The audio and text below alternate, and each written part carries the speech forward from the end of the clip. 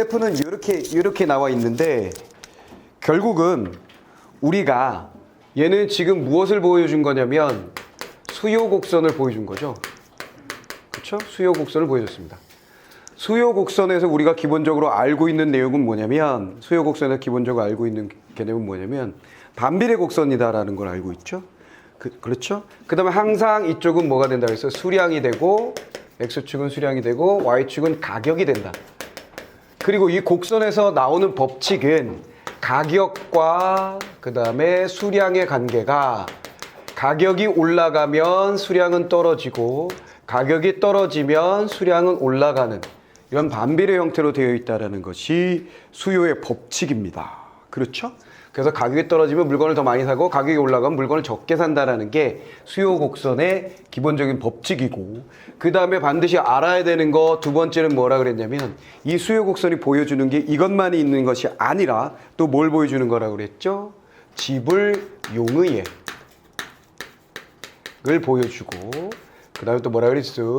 한계 하고 두 가지가 들어가지 한계 효용 곡선이거나 혹은 한계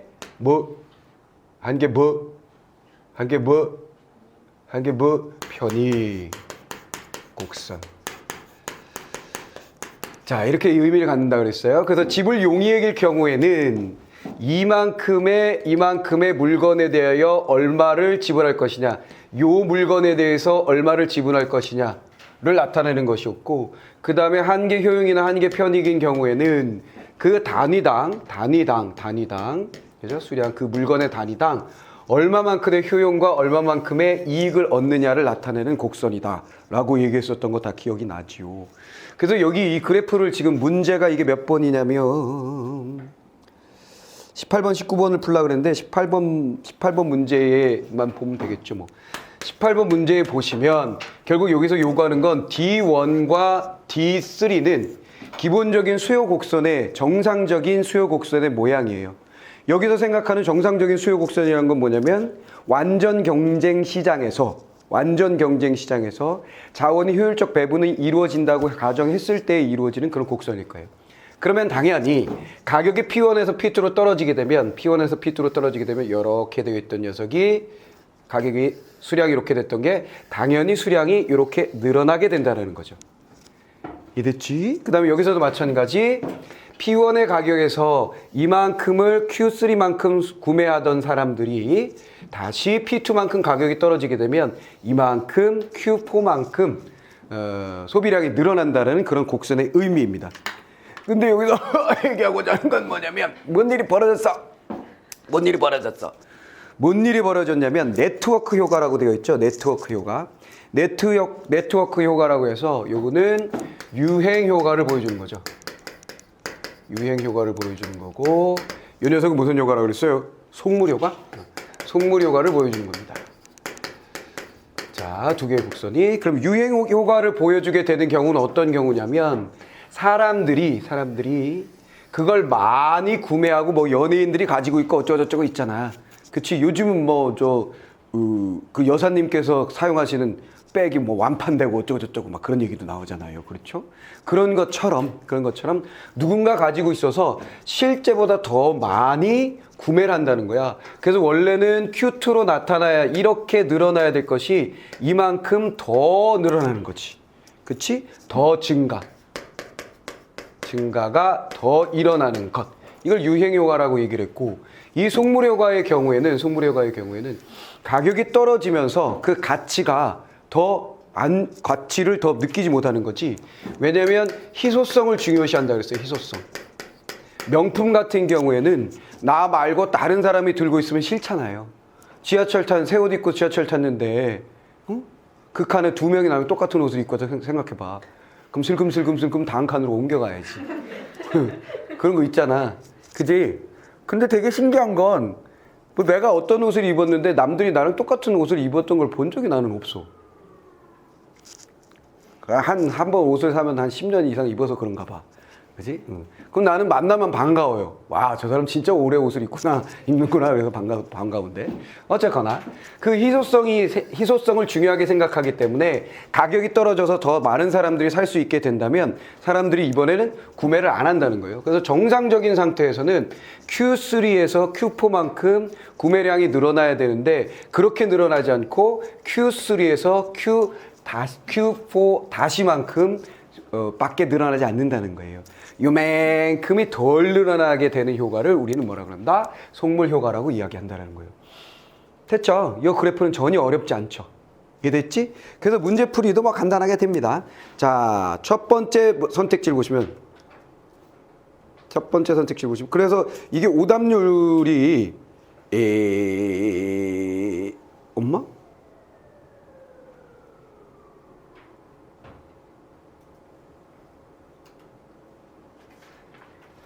뭐야, 이게 오답률이 60%가 넘었어? 미친 거 아니요? 자, 옛날에 상식이 부족하던 선배들의 시대였어요.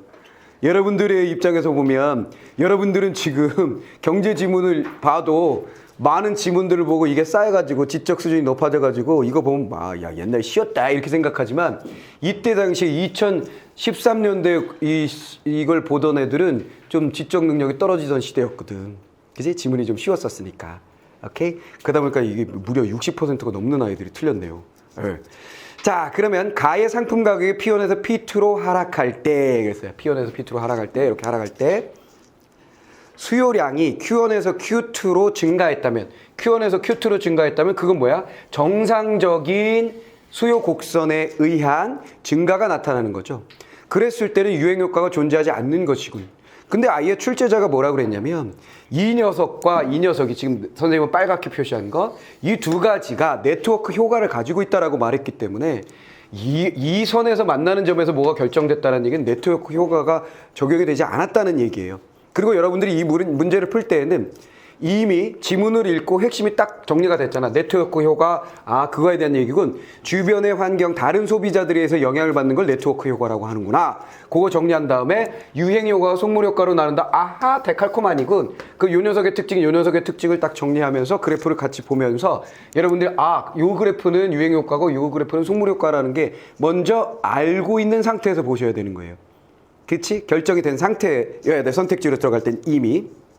그러니까 얘는 맞는 설명이고, 그 다음에 상품 가격이 P1에서 P2로 하락할 때 가에서 유행 효과가 존재한다면 이렇게 할 때 유행 효과가 존재한다면 이쪽으로 가야 되겠죠. 이렇게 소비량이 훨씬 더 늘어나는 형태가 만들어져야 될 겁니다.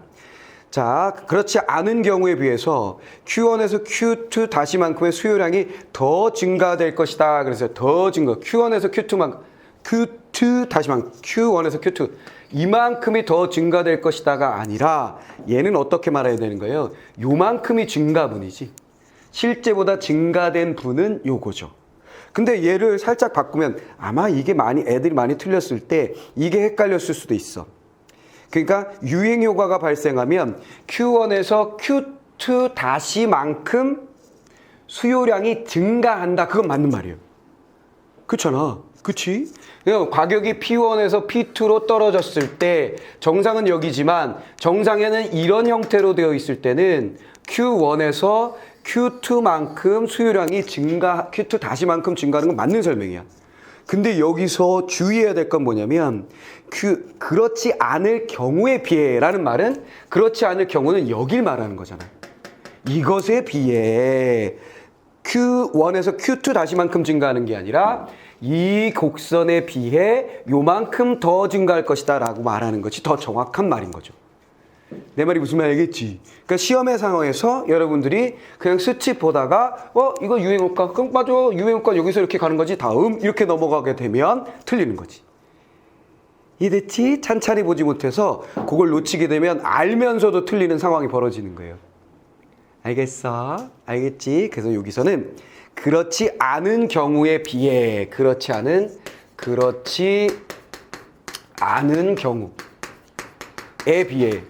경우는 뭐다? Q1에서 Q2만큼 증가하는 경우에 비해 더 얼만큼 Q2에서 Q2 다시만큼의 정도가 더 증가한다. 이렇게 말하는 게 딱 정확한 말이에요.